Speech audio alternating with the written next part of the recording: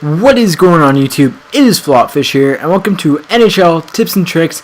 This is episode number 14, and this is still Hut Week, and we're going to have another little Hut Tips and Tricks video for you here, and it is going to be expanding off of last week's episode, or yesterday's episode, not last week's, of team building, and this one's going to be how to build your forward lines. Now, I'll kind of go into my team here.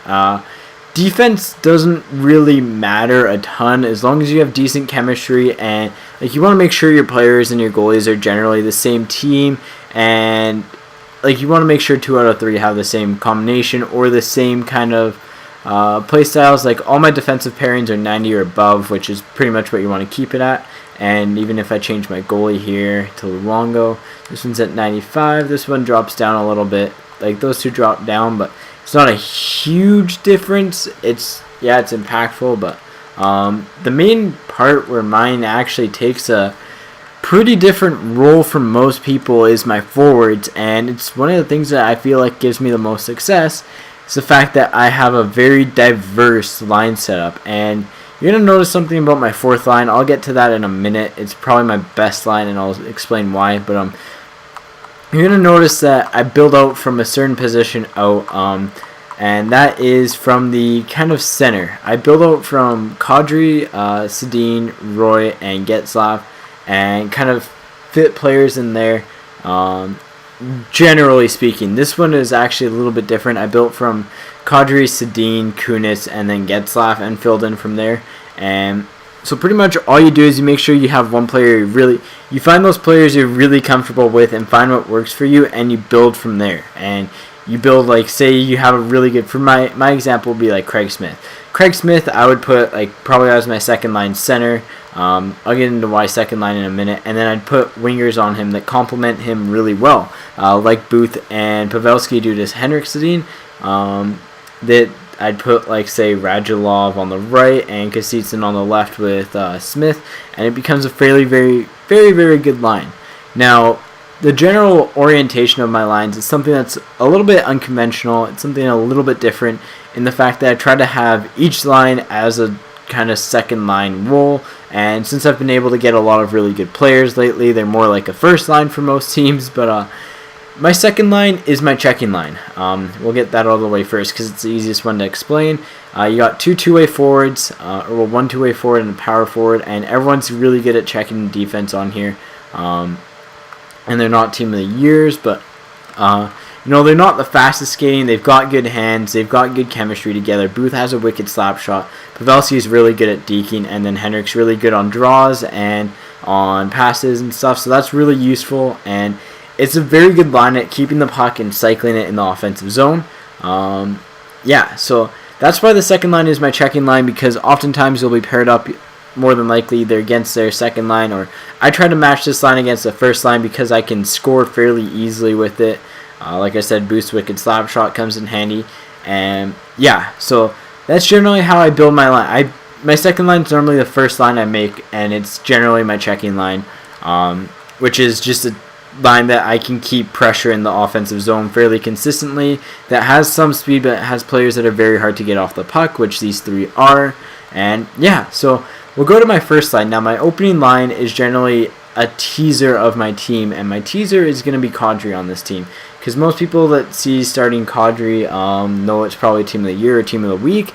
And then so it's got lots of speed. MacArthur's actually a lot faster with Kadri than what the 86 says, but it's just a line that I can kind of take advantage of them. Say if they have Sedin, Nash, say they have 485 or 385 skatings as forward. I've got 186, 198, and 193, and there's a bit of a mismatch there, and I can get an early jump off the faceoff and get a quick chance in on a breakaway.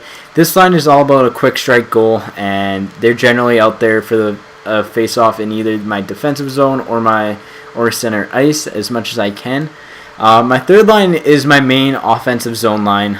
They're the line I go to in the offensive zone because both Kunitz and Nash have great shots off a face-off dot, and it's a nice little play to run. And they've got fairly good overall stats, so that's kind of how my third line is my main offensive line, in my opinion. It's the one that I'll generate the most offensive zone combined between rushes and like cycling and stuff. They're just my best overall offensive line. Roy's really good at draws. He's a bit faster. He's got good hands. He's got a good shot. Same with Nash and same with Kunitz. Kunitz has a pretty good slap shot. And then my fourth line is something that's a little bit unconventional for most people. Most people wouldn't have one of the best team of the year left wingers on their team on the fourth line. And I do, because he works really well with these two. And once again, they're a very good shutdown pairing.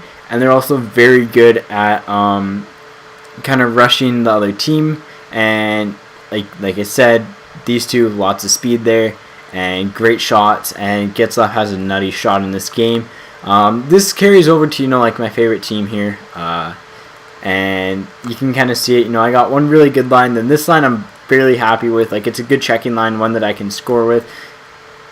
This would be my quick strike line. This would be my more main offensive line with Andrew Shaw on it, because he's really good in the zone. And then this line, once again, another good checking line. This could actually be my second line, or it could be my fourth. It's a little bit more versatile. But yeah, so that's pretty much how I set up my lines. Your second line, realistically, should be your probably most solid defense, like your most balanced line on your team. And then you want a really good, you want like kind of to set up your lines like I have. You want one that's a quick strike offense. You want a good checking line, like one that's really good at puck possession. Then you want one that's good in the offensive zone, like just overall probably a really solid offensive line. And then you want to find one that suits your play style really well, and mine is speed and counterattacks. So that's going to be what my fourth offensive line is. And that's just pretty much how you build your team. You got to build it to your play style a little bit, and you got to know what your strengths are. If you're not good at a counterattack, but you're good at puck possession and cycling, do three of these lines, and then maybe one with a little bit more speed on them. You got to find what works for you, and that's generally how it helps me. So in recapping this video, make sure you build your team out from one player on a line. Generally, the best way to do this is to go with a sniper or your highest overall, or your center or your best overall. And my center would be Kadri and Sedin. Normally it'd be Roy, but I built this line more around Kunitz and Roy, and it just so happens he's on the same team, so that worked out really well. And then my fourth line was kind of based off both of them. And yeah, then you just kind of put the pieces into place that click really well for them, and that's how you pretty much experiment. You get your main core players that you're really happy with, and you build your four lines around them, and make sure they're all around the same, because you can stack a line as much as you want. If you can't play with the other three lines very well, you're not going to win a lot in HUT. Anyways, guys, hopefully this helped you out in any way, shape, or form. There's going to be one more HUT video tomorrow, which I've been working on. I was trying to do that one today and this one tomorrow, but unfortunately I couldn't get it recorded in time. But anyways, guys, as always, take it easy and peace out.